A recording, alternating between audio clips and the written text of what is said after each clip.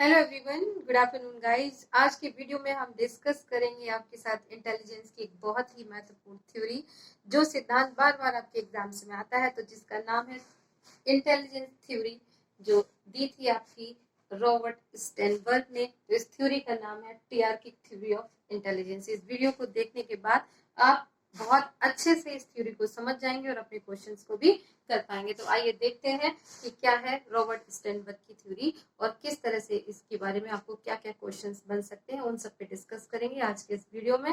Video देखने से पहले वीडियो को लाइक शेयर सब्सक्राइब करना न भूलें। चलिए, सो रॉबर्ट स्टेनबर्ग ने जो थ्योरी दी है उसको हम बोलते हैं टीआरकिक थ्योरी ऑफ इंटेलिजेंस। इस थ्योरी में इन्होंने इंटेलिजेंस को डिफाइन किया है कि इंटेलिजेंस क्या है। एक मेंटल एक्टिविटी है जो डायरेक्टेड होती है, जो डायरेक्ट करती है किसी पर्सन को कि वो किस तरह से पर्पसिव एडेप्टेशन कर पाए, कि हमारे जीवन में जो भी चीजें हो रही हैं उनको उद्देश्यपूर्ण तरीके से हम कैसे एडेप्ट कर पाए, उनको कैसे सेलेक्ट कर पाए और कैसे अपने आप को शेप कर पाए रियल वर्ल्ड में। अपने आप को किस तरह से हम, जो रियल वर्ल्ड है, जो वास्तविक दुनिया है, जो एनवायरमेंट है, उसमें हमारी लाइफ से जो भी रिलेवेंट चीजें हैं उसको हम कैसे समझ पाए, कैसे खुद को कनेक्ट कर पाए। ये सब हमारी क्या है, इंटेलिजेंस है। जैसे रियल वर्ल्ड क्या है, एग्जाम देना आपका रियल वर्ल्ड है, जिसमें आप पेपर दोगे और पेपर देने के लिए आपको पढ़ाई करनी है। पढ़ाई करने के लिए आप ये वीडियो देख रहे हैं, तो आप अपने आप को कैसे कनेक्ट कर पा रहे हैं इस एक्सटर्नल एनवायरनमेंट से, और आपकी लाइफ से रिलेवेंट इसमें क्या इंफॉर्मेशन है उसको आप कैसे सेलेक्ट करते हैं, अपने आप को कैसे शेपिंग करते हैं और चीजों को कैसे एडेप्ट करते हैं। ये सब कुछ कहने वाले थे रॉबर्ट स्टेनबर्ग। तो इन्होंने जो थ्योरी दी उसको बोलते हैं टीआरकिक, यानी कि बुद्धि का त्रिआर्किक सिद्धांत, जिसमें किसी के जीवन के लिए जो वास्तविक दुनिया है, प्रासंगिक, उसमें वातावरण के उद्देश्यपूर्ण अनुकूलन और आकार देने की दिशा में निर्देशित मानसिक गतिविधि के रूप में परिभाषित किया गया है यहाँ पे बुद्धि को। तो टीआरकिक जो थ्योरी है इंटेलिजेंस की, यहाँ पे ये बताया गया है कि alternative and alternative to concept of general intelligence theory. तो जनरल इंटेलिजेंस थ्योरी थी जिसमें हम जी फैक्टर, यानी कि हर किसी के पास एक जनरल बुद्धि जरूर होती है। कोई बिल्कुल भी, अगर कह सकते हैं कि बिल्कुल भी पागल है, उसको कुछ भी समझ नहीं आता, फिर भी वो खाना खाना जानता है, हंसना रोना जान रहा होता है, या उसके अंदर कुछ तो इंटेलिजेंस जरूर होती है। आप देखेंगे पशु पक्षियों में भी जनरल इंटेलिजेंस पाई जाती है। तो ये जो जनरल इंटेलिजेंस है उसी थ्योरी से एक तरीके से ऑरिजिनेट हुई है।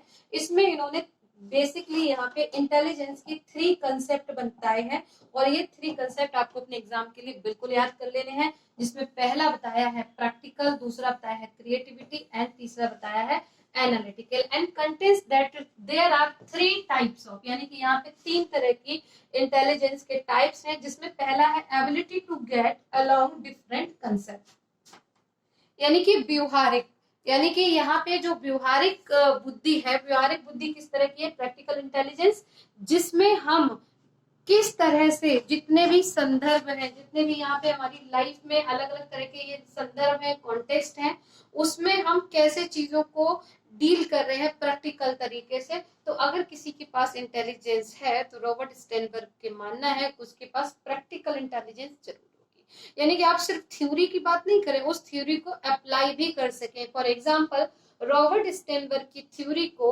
ऊपर अगर एग्जाम में क्वेश्चन आया और आपने आज पढ़ने के बाद उसको सॉल्व कर लिया, देन रॉबर्ट स्टेनबर्ग ये मान जाएंगे कि आपके अंदर प्रैक्टिकल इंटेलिजेंस है।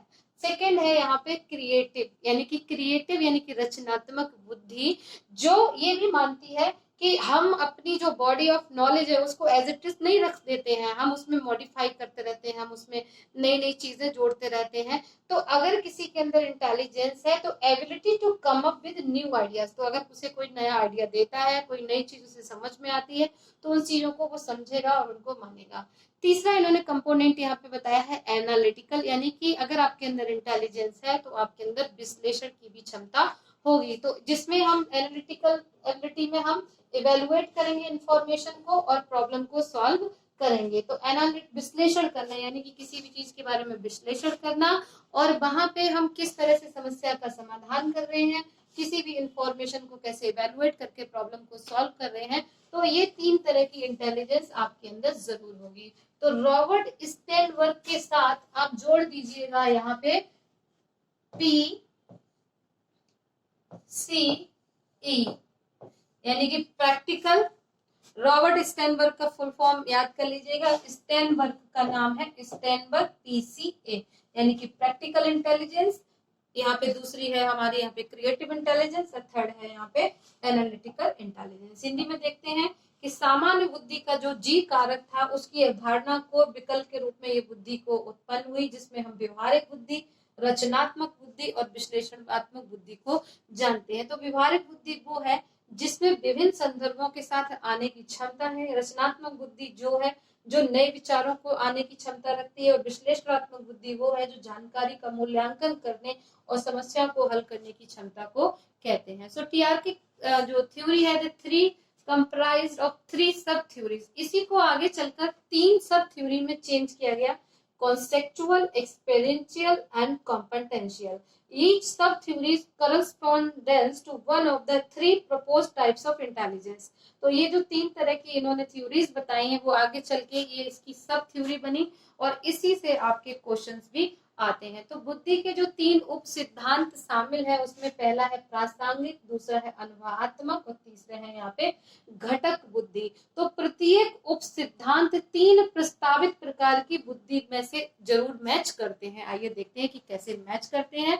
तो मैंने आपको बताई थी कि यहाँ पे जो टीआरकिक थ्योरी थी, यहाँ टीआरकिक थ्योरी में तीन चीजों की बात की गई थी। तो analysis, analytical intelligence and creative intelligence and practical intelligence. तो टीआरकिक थ्योरी के ये मेन तीन कंपोनेंट्स है। एनालिसिस में हम कंपेयर करते हैं, इवेलुएट करते हैं और एनालिसिस करते हैं। क्रिएटिव में क्रिएटिव इंसाइट जो आपके अंदर से इंटेलिजेंस आता है, synthesis, adapting, unique and situational.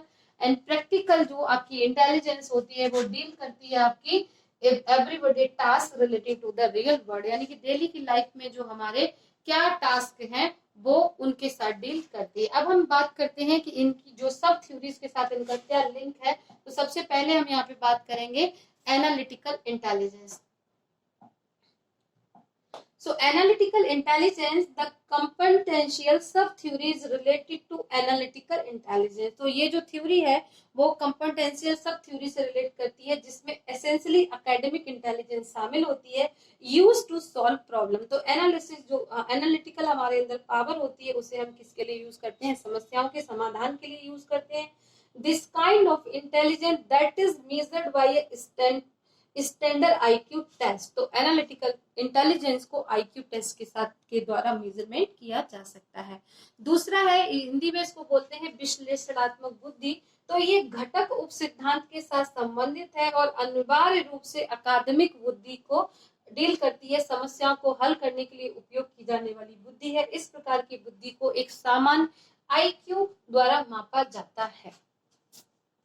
Second है यहाँ पे creative intelligence. Creative intelligence the experiential subtheories is related to creative intelligence. तो ये एक्सपीरियंशियल से रिलेटेड है सब थ्योरी से, जहाँ पे ability to use existing knowledge to create new ways to handle new problems और कोप इन न्यू सिचुएशन। तो क्रिएटिव इंटेलिजेंस वो इंटेलिजेंस है जो किसके साथ रिलेट करती है, हमारी एक्सपीरियंस का, यानी कि हम कैसे नई चीजों को समझते हैं और नई चीजों को अपने साथ कॉप अप करते हैं और उनको हैंडल करते हैं और प्रॉब्लम को सॉल्व करने में उसका यूज करते हैं। तो रचनात्मक जो बुद्धि है जो अनुभवात्मक उप सिद्धांत से संबंधित है, नई समस्याओं को संभालने या नई परिस्थितियों का सामना करने के लिए, नई तरीके बनाने के लिए मौजूदा ज्ञान का उपयोग करने की क्षमता को हम रचनात्मक बुद्धि बोलते हैं। थर्ड वन है यहाँ पे practical intelligence, one's ability to successfully interact with the everyday world, practical intelligence, यानी कि जो हमारी daily day to day life है उसमें हम किस तरह से समस्याओं का समाधान करते हैं। So practical intelligence related to the conceptual sub theory. तो प्रैक्टिकल जो थ्योरी है वो किससे रिलेटेड है, यहाँ पे कॉन्सेप्चुअल थ्योरी से रिलेटेड है। Practical intelligence people are specially adapted behaviour in successful ways in their external behaviour, यानी कि हम यहाँ पे जो हमारी चीजें हैं उसमें हम किस तरह से बिहेवियर करते हैं उससे रिलेटेड है ये हमारी प्रैक्टिकल सिद्धांत। यानी कि व्यवहारिक जो बुद्धि है वो व्यक्ति की रोजमर्रा की दुनिया में बुद्धि के साथ सफलतापूर्वक बातचीत करने की क्षमता है, जिसमें हम प्रासंगिक या उप सिद्धांत से संबंधित करते हैं। व्यवहारिक बुद्धिमान लोग अपने बाहरी वातावरण में सफल तरीके से व्यवहार करने में विशेष रूप से माहिर होते हैं। तो ये इसकी क्या है यहाँ पे विशेषता है। तो इनको एक बार मैं समराइज कर दे रही हूँ, फिर से देख लीजिएगा। स्टेनबर्ग की जो थ्योरी ऑफ इंटेलिजेंस है, इसमें इन्होंने इंटेलिजेंस के 3 तरह के मुख्य घटक बताए हैं। तो पहला जो घटक इन्होंने बताया है वो एनालिटिकल, हिंदी में इसको बोलते हैं विश्लेषणात्मक घटक। दूसरा इन्होंने बताया है क्रिएटिव घटक, क्रिएटिव कंपोनेंट्स या क्रिएटिव कंपोनेंट्स या रचनात्मक घटक। तीसरा जो है वो है प्रैक्टिकल या हिंदी में व्यवहारात्मक घटक। तो इस तरह से स्टेनबर्ग ने यहाँ पे 3 मुख्य कंपोनेंट्स या घटक बताए हैं जो इंटेलिजेंस से रिलेटेड है। मैं रिपीट कर रही हूँ हिंदी में, विश्लेषणात्मक, रचनात्मक और व्यवहारात्मक। इंग्लिश में देखिए एनालिटिकल, क्रिएटिव और प्रैक्टिकल। तो ये तो हो गए मेन कंपोनेंट्स। अब ये जो कंपोनेंट्स हैं वो किसके साथ रिलेट करते हैं? तो व्यवहारात्मक जो घटक है या जो एनालिटिकल घटक है या क्रिएटिव कंपोनेंट्स हैं, तो एनालिटिकल जो घटक है ये कंपोनेंट्स है जो घटकात्मक यानी कंपोटेंशियल बुद्धि से रिलेटेड है। ये जो है ये कंपोनेंट एक्सपेरियंशियल या फिर अनुभवात्मक कंपोनेंट से रिलेटेड है। और प्रैक्टिकल आपका रिलेटिव है कॉन्टेक्चुअल से, तो संदर्भात्मक। तो संदर्भात्मक, अनुभवात्मक और घटनात्मक बुद्धि से ये संबंधित है। अक्सर जो क्वेश्चन आता है वो इन्हीं दोनों को आपस में मैच करने के लिए आता है। तो ये भी याद रखने हैं, इसके लिए एक फॉर्मूला बनाते हैं। एसीपी, एसीपी आपको पता है कि जो एसीपी होते हैं वो पुलिस में होते हैं, ठीक है। तो एसीपी का काम क्या होता है? क्राइम को रोकना। तो एसीपी सी ई सी, तो एसीपी ने क्या किया? सीईओ बन गए, बाद में उनको डिमोशन हो गया, उन्होंने अच्छे से काम नहीं किया, तो वो किसी कंपनी के आगे चल के क्या बन गए? सीईओ। तो सीईओ को ऐसे ओ करके याद रखिए, कॉन्टेक्चुअल, ठीक है। तो आगे चल के इनको सीईओ बना दिया गया। तो स्टेनबर्ग की जो थ्योरी है जिसमें एसीपी से एनालिटिकल, सी से क्रिएटिव एंड पी से प्रैक्टिकल, और आज चूंकि इन्होंने अच्छा काम नहीं किया तो सीईओ बन गए, सी से ये कंपोटेंशियल एंड ई से एक्सपीरियंशियल एंड सीओ से को से कॉन्सेप्चुअल। तो इस तरह से आपको एक छोटा सा टर्म याद रखना है। तो एक तो क्वेश्चन सीधा सीधा यही आता है कि कौन सी थ्योरीज किससे रिलेटेड है। अब इसकी जो ये जो सब थ्योरी है, ये कंपोटेंशियल, एक्सपीरियंशियल, ये सब इसकी क्या है? सब थ्योरीज है एक तरीके से। अब देखते हैं कि ये जो थ्योरी, ये जो इंटेलिजेंस के अलग अलग कंपोनेंट्स हैं, तो इनमें होता क्या क्या है। तो स्टेनबर्ग ने बनाया इनमें क्या क्या मेन फंक्शंस होते हैं।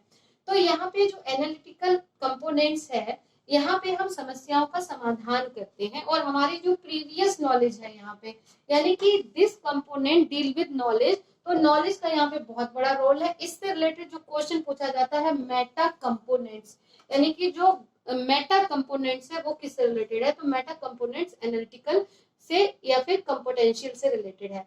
तो यहाँ पे नॉलेज या आप कैसे परफॉर्मेंस करते हैं, कैसे आप नॉलेज को एक्वायर करते हैं, ये जो सारी चीजें हैं वो हमारे रिलेटेड है एनालिटिकल कंपोटेंशियल इंटेलिजेंस घटक से। उसके बाद दूसरा इंटेलिजेंस का घटक बताया कंपोनेंट्स क्रिएटिव या एक्सपीरियंशियल, इसकी सब थ्योरी है जिसमें आपके सामने कभी भी कोई भी यूनिक सिचुएशन आती है तो आप उससे कैसे डील करते हैं, तो वो है आपकी क्रिएटिव या एक्सपीरियंशियल। और थर्ड है यहाँ पे प्रैक्टिकल, और प्रैक्टिकल में ये भी क्वेश्चन पूछा जाता है कि इसमें क्या क्या आता है। तो adaptation, selection, shaping and selection, यानी कि जब भी हमारे सामने कोई समस्या आती है तो हम उसको नए एनवायरनमेंट में कैसे अडॉप्ट करते हैं, कैसे अपने आप को शेप कर रहे हैं और कैसे सेलेक्ट कर रहे हैं। अनुकूलन, आकार और चयन इससे संबंधित है। तो ये थी आपकी स्टेनबर्ग की थ्योरी। तो आई होप कि इस डायग्राम से बहुत क्लियर हो गया होगा। प्लीज इसका एक स्क्रीनशॉट ले लीजिएगा। मैं फिर से बता देती हूँ कि स्टेनबर्ग की थ्योरी, मेन थ्योरी में 3 कंपोनेंट है यहाँ पे, एनालिटिकल, क्रिएटिव और practical, and componential and experience and conceptual, इसकी सब थ्योरीज है जिसमें कौन कौन से टास्क होते हैं। तो यहाँ पे मेटा कॉग्निशन को जरूर याद रखिएगा। मेटा मतलब थिंकिंग अबाउट थिंकिंग, यानी कि जानने को भी जानना, हम क्या सोच रहे हैं उसके बारे में भी सोचना को मेटा बोलते हैं। तो ये यहीं पे होता है, यानी कि प्रॉब्लम सॉल्विंग में यूज करते हैं। क्रिएटिव थिंकिंग नई सिचुएशंस में यूज होती है, और प्रैक्टिकल होता है एडप्शन, शेपिंग और सिलेक्शन में। तो ये थी आपकी रॉबर्ट स्टेनबर्ग की conceptual theory. Thank you so much guys. Please video को लाइक, शेयर, सब्सक्राइब करना